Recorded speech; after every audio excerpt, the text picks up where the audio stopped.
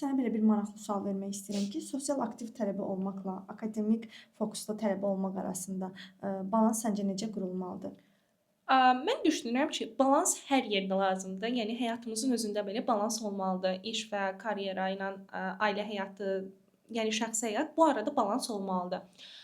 Bəzən olur ki, tələbələr öz qrup yoldaşlarımdan misal deyirəm bunu çünki canlı müşahidə daha yaxşıdır təcrübəmi bölüşmək üçün. Bəzən olurdu deyirdim gəlin qoşulaq filan layihəyə. Onlar deyirdi yox. Məsələn, mənim imtahanlarım var, vaxt çatdıra bilmirəm. Yəni akademik hissə də önəmlidir. Hı Amma hı. akademik hissə ilə bərabər sən özünü şəxsi inkişaf etdirməlisən. Sonda heç kim sənin transkriptində düzdür, balına baxır. Amma Magistra düşünürəm qəbul ki, olanda. hə, yəni düşünürəm ki, Azərbaycanda işə qəbulda daha çox sənin bacarıqlarına, bu hər yerdə Bəli, belə, tək Azərbaycanda yox, bəli. bacarıqlarına, özünü göstərməyinə, nitqinə, yəni soft bacarıqlarına daha çox baxılır, nəinki orada göstərilən X1 balına. Və mən çalışmışam, belə deyim, mən balansı qorumağa çalışsam da, mən daha çox yenə deyirəm, mən daha çox özümü inkişaf etdirməyə fokuslanmışdım. Amma bununla yanaşı, belə deyim, təhsil həyatımda da, yəni akademik, belə deyim, balımda da istəyirdim ki, yəni o ortalamanı qoruyum. Və düşünürəm pis deyil, 86-dır məndə transkript nəticəm, yəni ortalamam, Hı hı. bitirmə, belə deyim, ortalamam. Yəni bu balans qorunmalıdır mütləq. Amma bununla yanaşı daha çox olar ki, yəni şəxsi inkişaf etdirsinlər özlərini. Çünki şəxsi inkişaf olmasa və mən belə bir şey də qeyd etmək istəyirəm. Mən düşünürəm ki, bir insan həyatında ən önəmli illər onun bakalavrda təhsil aldığı dönəmlərdir. Tələbəlik həyat, bəli. Tələbəlik həyatı. Düşünürəm ki, burada insan özünə nə qatdısa, yaxşı mənada qatdı. Bundan sonra çətindir.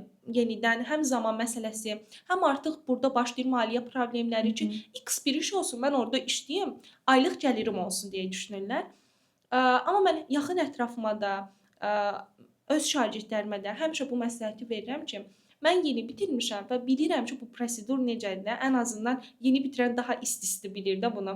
Nə etsəz bakalavr dönəmində Hı eləyin. hı. Magistr dönəmində ola bilər, siz nəsə eləyə bilərsiniz, amma bakalavr qədər enerjiniz, vaxtınız olmayacaq. Razıyam. Sən necə qərar verdin ki, magistr oxumaq istəyirsən və Azərbaycan Pedaqoji Universitetində magistra belə deyək də qəbul oldun? Çünki hal-hazırda elə bir belə deyim də, dövr dəyişir ki, artıq qaydalar dəyişib. Əvvəl məsələn işə qəbulda bakalavrla kifayətlənirdilərsə universitetlər, artıq indi magistr təhsildə belə deyim tələb edirlər. Artıq birazdan doktorantura təhsili, artıq belə deyim də elə bir sahələr var ki, orada doktorantura təhsili də davamlıdır və mən məqsədli olaraq əvvəlcədən planlamışdım ki, təhsilimi davam etdirəcəm. Yəni magistr və bundan sonra nə doktorantura və sairə planlaşdırmışam ki, bunları tamamlayım. Və beləcə, yəni magistr olaraq da Pedaqoji Universitetə daxil oldum. İndi də yolum burdan davam eləyir. Aha. Magistra hazırlaşdın, indi magistrda inşallah bitirəcəksən. Səncə sən artıq iş tapmısan, doğrudur, amma ümumiyyətlə mən sual vermək istəyirəm ki, bu sahədə iş tapmaq səncə asandırmı, çətindirmi? Rəqabətlik nə dərəcədədir? Düşünürsənmi ki, tələbə bu ixtisasdan məzun olan bütün tələbələr rahatlıqla iş tapa bilir, yoxsa biraz çətindir? Mən belə düşünürəm ki, burada artıq bir sual durur. Tələbə harda işləmək istəyir? Məsələn, biologiya ixtisasını bitirib MIQ imtahanına hazırlaşırsa, düşünürəm ki, indiki dövrdə MIQ imtahanından işə qəbul olmaq daha çətindir. Həm burada ballar daha yüksəkdir, Bakı ərazisinə köçmək istəyirsə, ballar həddindən artıq yüksəkdir, yer az verilir, vakansiya az verilir və bu iş tapanlar üçün daha çətindir. Hı hı. Amma ümumi olaraq mən belə yanaşıram həmişə. Bəzən şikayətlənirlər ki, biz iş tapa bilmirik, iş yoxdur, qurtarmışıq bakalavr təhsilində, magistrda, amma iş yoxdur. Hı hı. Məncə problem iş yoxdur deyil, problem bizim özümüzdədir. Biz özümüzü belə deyim, hər yerdə düşünürəm bacarıqlı insanlara ehtiyac var və hər bir şirkət istəyər ki, onun yanında bacarıqlı insanlar olsun. Və siz deməli özünüzü hardasa yaxşı göstərməmisiniz ki, sizi orada tapıb belə deyim də, özlərinə götürməyiblər. Düşünürəm, yəni biologiya ixtisası da məktəblərdə daha azdır iş tapmaq, özəl kurslarda və sairə liseylərdə daha çoxdur və düşünürəm bu ixtisası oxuyursunuzsa, ən yaxşı şəkildə ingilis dilinizi inkişaf etdirin. Çünki IB sahəsində biologiyanı, science kimi fənlərə müəllimlərə ehtiyac daha çoxdur və maaşlar da həddindən artıq yüksəkdir. Nə gözəl. Bəs belə bir sual vermək istəyirdim. Bu ixtisası bitirən tələbə həm kimya, həm də biologiya müəllimi olaraq fəaliyyət göstərə bilir.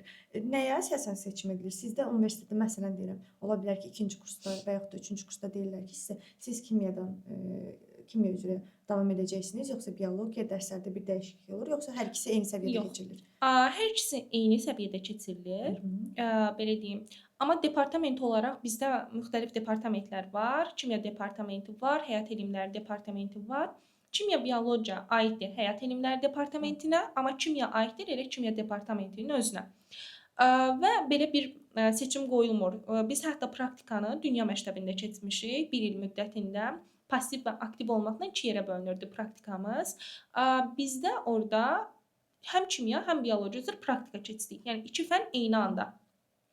Yəni burada bir seçim proseduru, seçim qoyulmur ki, qarşımıza siz ya kimya seçin, ya biologiyanı. MİQ imtahanına gəldikdə isə artıq burada tələbə öz istəyinə əsasən qərar verir. Məsələn, 1-ci il ola bilsin biologiyanı verdi. Eyni ildə ikisindən imtahan verə bilməsə də, amma növbəti il artıq hansını seçməyibsə, ondan imtahan verə bilər. Nə gözəl əslində hər ikisi üçün imkan yaradılır ki, tələbə istədiyini Biz seçə bilər. yəni praktikada hər ikisi üzrə keçmişik. Həm kimya, həm biologiya. Gözəl.